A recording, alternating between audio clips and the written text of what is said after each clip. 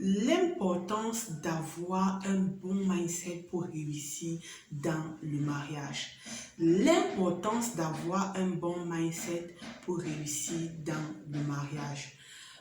La réussite dans un mariage passe par beaucoup d'autres choses, inclus l'état de ton mindset. Pour ceux qui ne me connaissent pas, je suis Jovi Bellec, je suis conseillère conjugale. J'accompagne les femmes dans le processus de restauration afin d'avoir un mariage glorieux. Ce matin, nous allons aborder une question très essentielle qui contribue à la réussite de plusieurs mariages et qui pourrait contribuer et qui va d'ailleurs contribuer à la réussite de ton mariage à toi. Avant que nous n'entrions dans le vif du sujet, si tu n'es pas encore abonné à cette chaîne, abonne-toi, like la vidéo, partage autour de toi. Cette information pourra aider une femme dans ton entourage. Voyons-nous juste après ceci.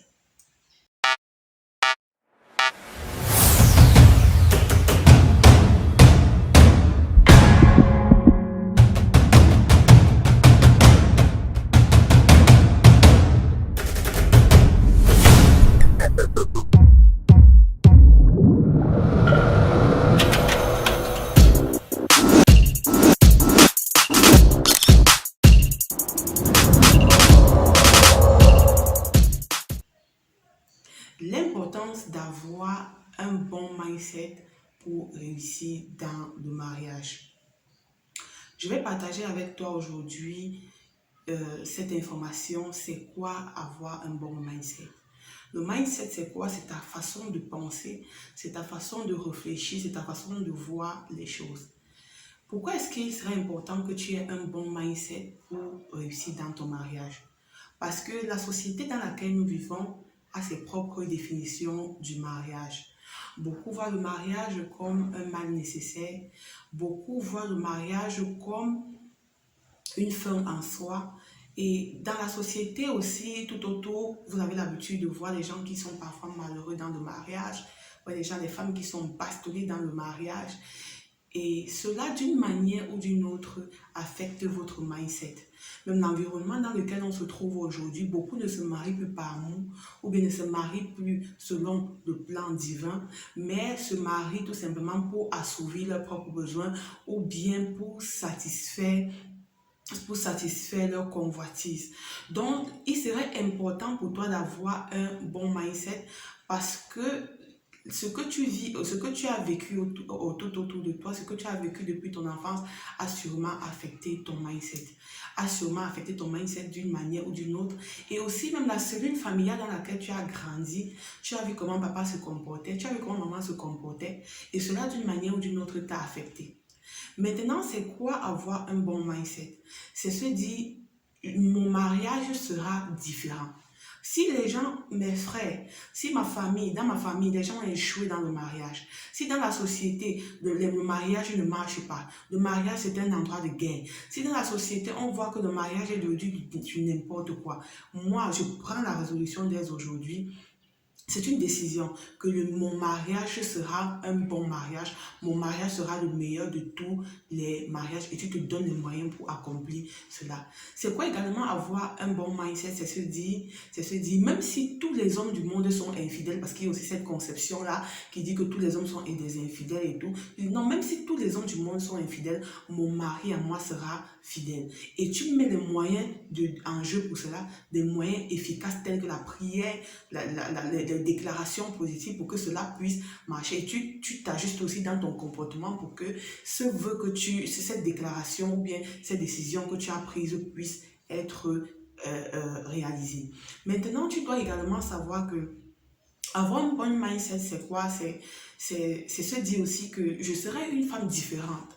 Les femmes ne se comportent pas bien dans leur foyer, les femmes ne se comportent pas bien, mais moi, je serai une femme différente. Je vais être soumise à mon mari, je vais être une femme qui respecte son mari, je vais être cette femme vertueuse-là qui va apporter de la couleur en mon foyer. Avoir aussi un bon mindset, c'est se dire, les autres ont divorcé, moi je ne vais pas divorcer, je vais préserver ce cadeau que le Seigneur m'a donné, je vais travailler pour que ce cadeau puisse aussi un jour bénir d'autres personnes, parce que il faut savoir qu'il y a beaucoup de gens aujourd'hui qui sont mariés, mais à qui on ne peut pas demander un conseil, parce que quand on voit l'état de leur foyer, on voit l'état de leur mariage, c'est du n'importe quoi, et c'est un chaos total. Donc toi, avec tu peux décider et dire, moi, mon foyer sera un asile, mon foyer est un asile de paix, mon foyer sera un asile de paix où les gens viendront pour demander conseil. Tout ça part de là. Quand on dit mindset, c'est le moment, du moment où tu t'assois et tu prends la bonne décision, tu penses différemment. On dit que non, le mariage, c'est quelque chose où on se supporte.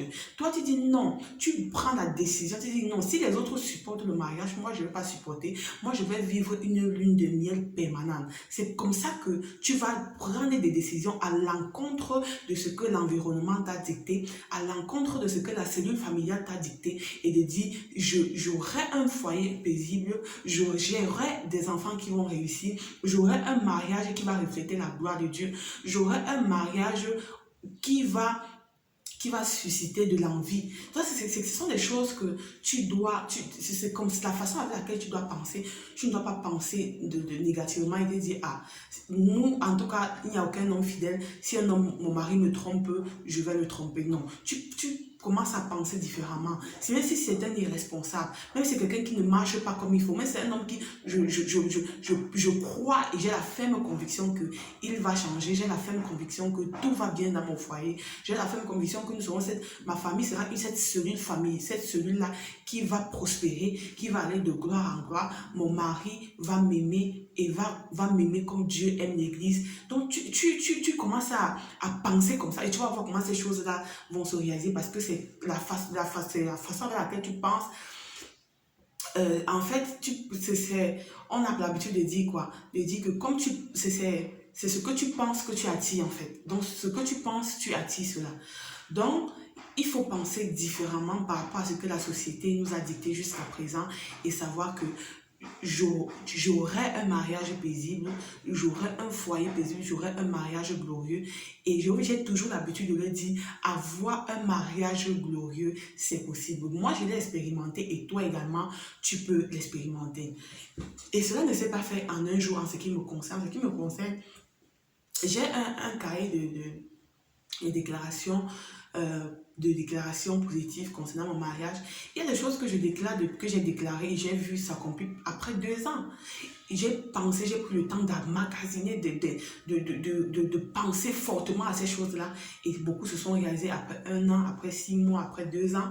Donc, il ne faut pas cesser d'y croire. Avoir un mariage glorieux, c'est possible. Donc, il faut changer cette conception qui dit que non, les hommes sont toujours comme ça, les hommes sont les mêmes et tout et tout. Non, non, non, non, non. Tu penses différemment. Si tu veux que ton mari te traite comme une princesse, il va te traiter comme une princesse. Si tu penses ça fortement en toi et tu y crois, il va commencer à te traiter comme une princesse. Donc, il faut rejeter la conception du monde, la conception de la société, de la plupart des gens dans la société, la conception peut-être de ta famille dans laquelle tu as grandi, qui n'était pas vraiment une conception visionnaire dans laquelle on se dit non, avoir un mariage glorieux, c'est possible, on peut vivre heureux avec son mari. Non, toi, tu peux penser différemment et faire la différence. Et bientôt, tu seras un sujet d'attraction.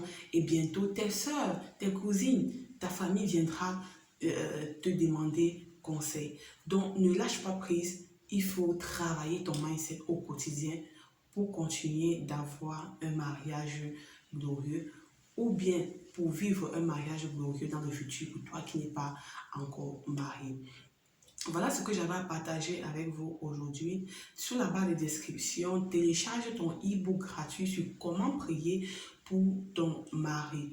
Également, sur cette barre de description, vous avez tous nos contacts. Si vous avez besoin d'entrer en possession de mon livre « Secrets de femmes pour un mariage glorieux », mon numéro de téléphone est sous la barre de description. Nos différents groupes, nos différents liens sont sous la barre de description.